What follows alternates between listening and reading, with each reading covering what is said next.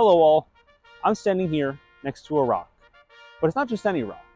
This is the spot where colonial and British forces fought the Battle of Setauket right here on Long Island in 1777. At the start of the Revolutionary War, Long Island was controlled by British forces.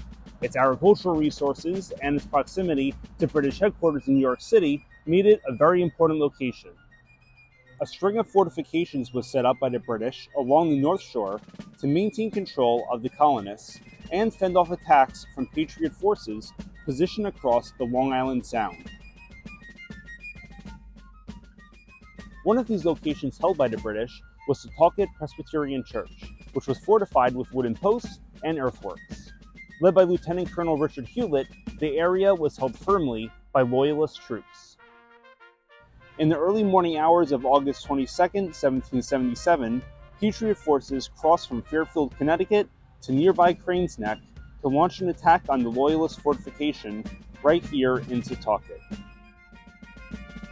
One individual fighting alongside the raiding colonial party was Setauket resident Caleb Brewster.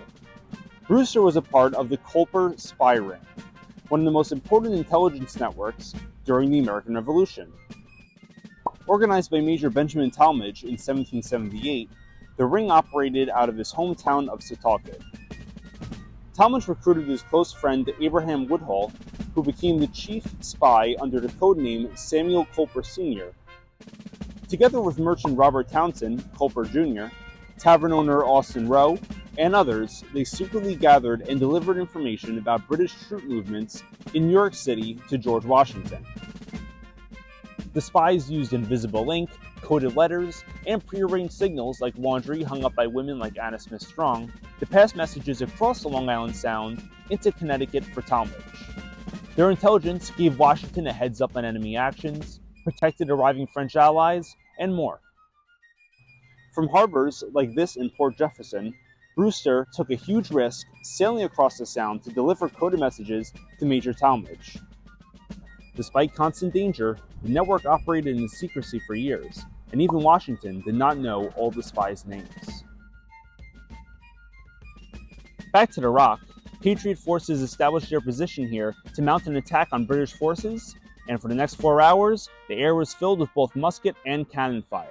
With neither side bowing out and knowing that British reinforcements would soon arrive, Continental Army General Samuel Holden Parsons ordered his troops to stop firing and return to their whaleboats. As the American Patriots sailed back to Connecticut, they knew that although they lost to the British that day, they let local residents know they were not abandoned.